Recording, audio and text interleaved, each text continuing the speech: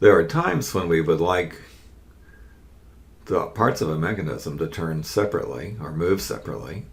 In this illustration, we have a helicopter, and we'd like the helicopter to move across the screen while the rotors are independently turning.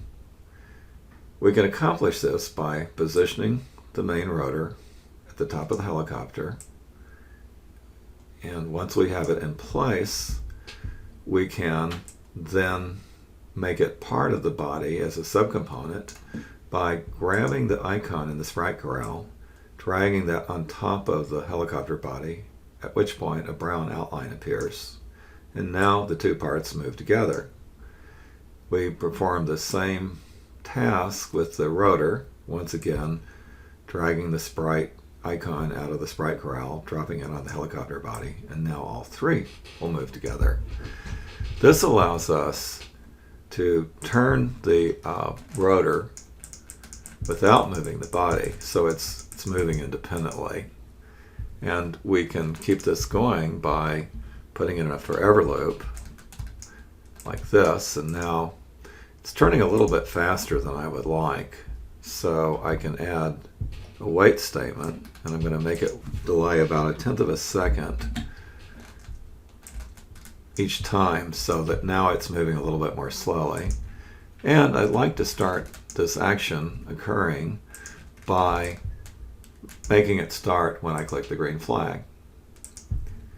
Now that this script has been developed, I can add the same script to the tail rotor by dragging the script on top of the sprite icon for the tail rotor, and at that point I'll have the script in both the tail rotor and the main rotor, and they will turn when I click the green flag.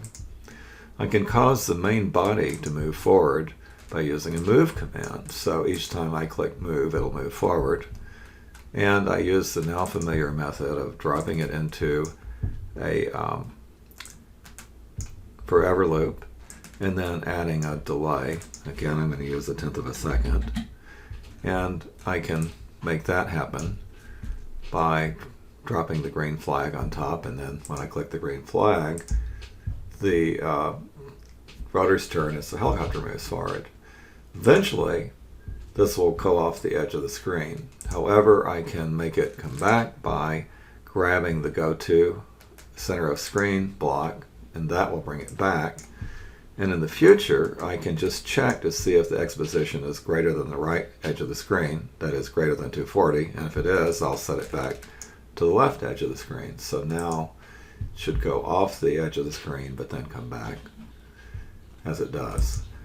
There's one last refinement that could enhance the helicopter effect, and that is to add a helicopter sound, which we can create with the play sound command. And so we'll play the helicopter sound.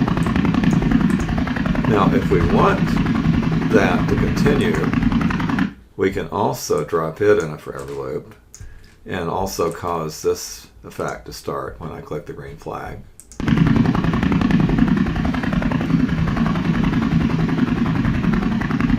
So now the helicopter moves forward, the rotors turn, and I have a working helicopter in which the parts stay with the main body but also turn independently.